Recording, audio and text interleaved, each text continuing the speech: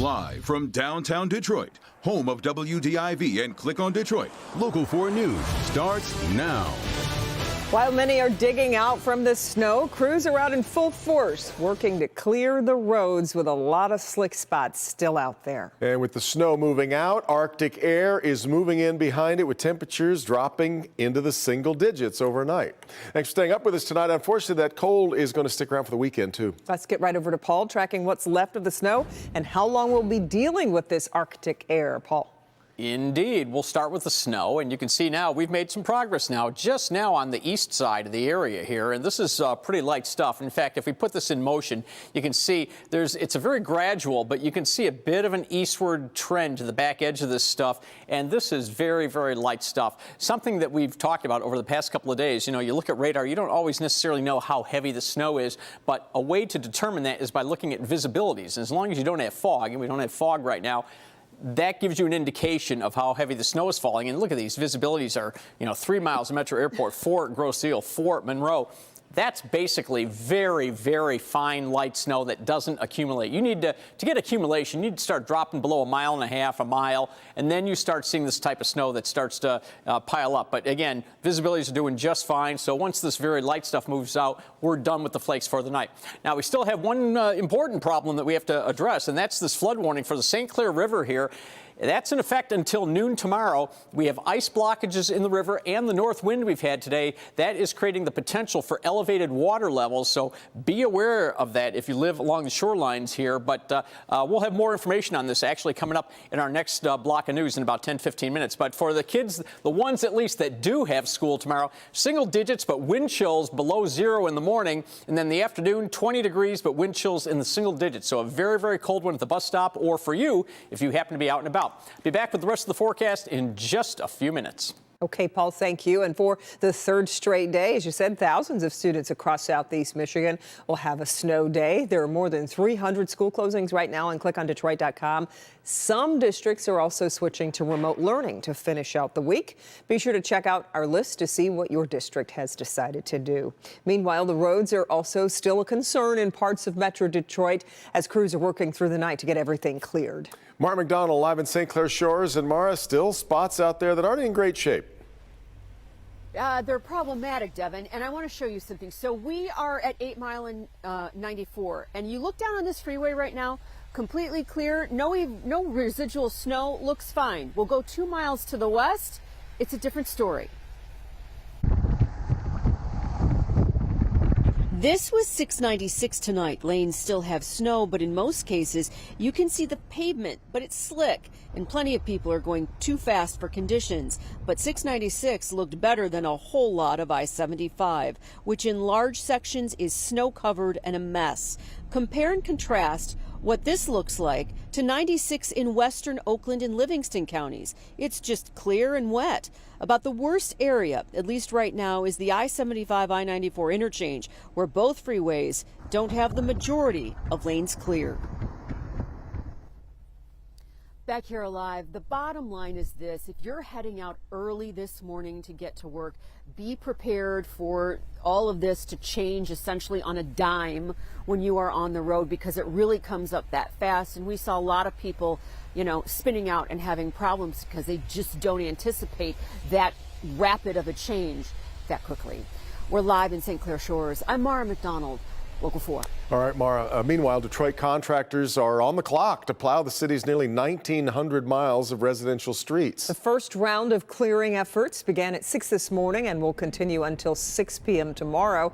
But because of today's blast of snow, crews will head out for a second round Saturday morning. And the deadline to finish clearing residential streets is pushed now to Monday morning. We really want the public to be our eyes and ears. We're going to send inspectors out when we become aware of possible scenarios when streets weren't plowed, but we really want the public to be our eyes and ears. If you feel that your street wasn't plowed, we want you guys to let us know. Residents are encouraged to remove vehicles from the street until the contractors have finished plowing.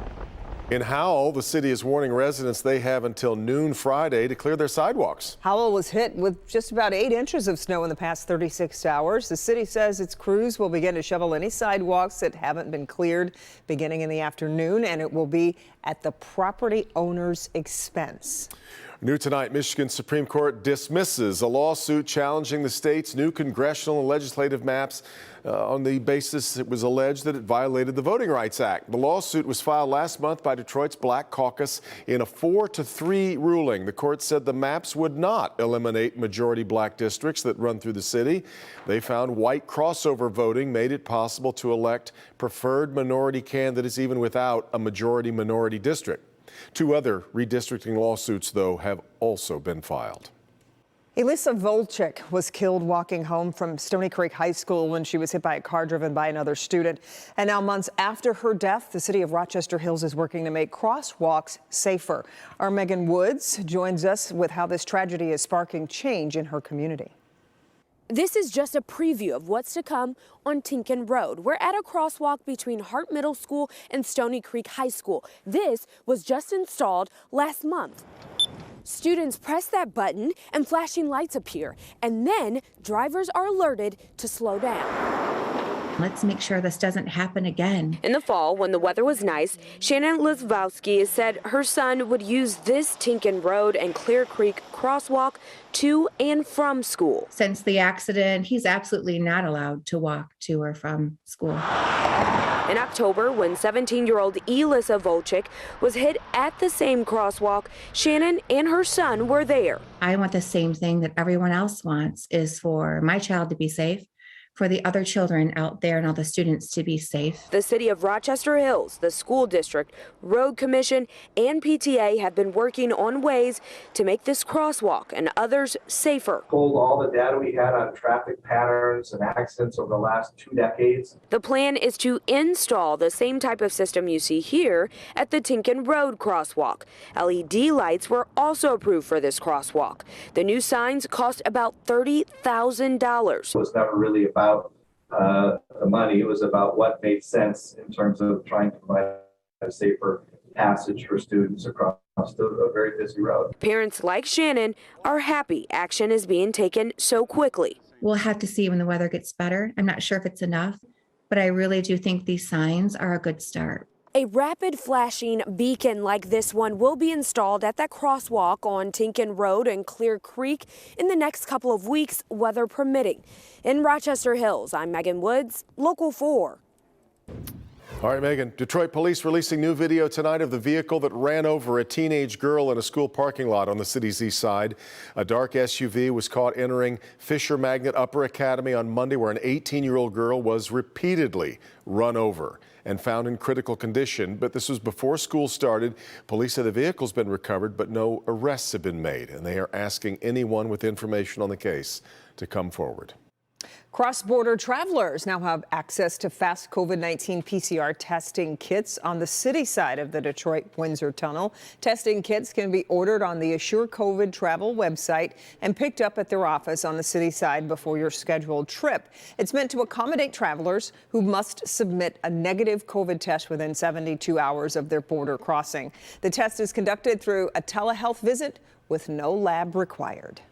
UAW members who work at Ford are on tap to get a big boost in their profit-sharing checks. The union says its Ford workers will get more than $7,300 this year, nearly double the amount they got last year. The checks then were about $3,600 due to the pandemic and supply chain issues. Earlier this week, we told you GM's UAW workers were getting $10,000 checks. Stellantis expected to announce its amount later this month.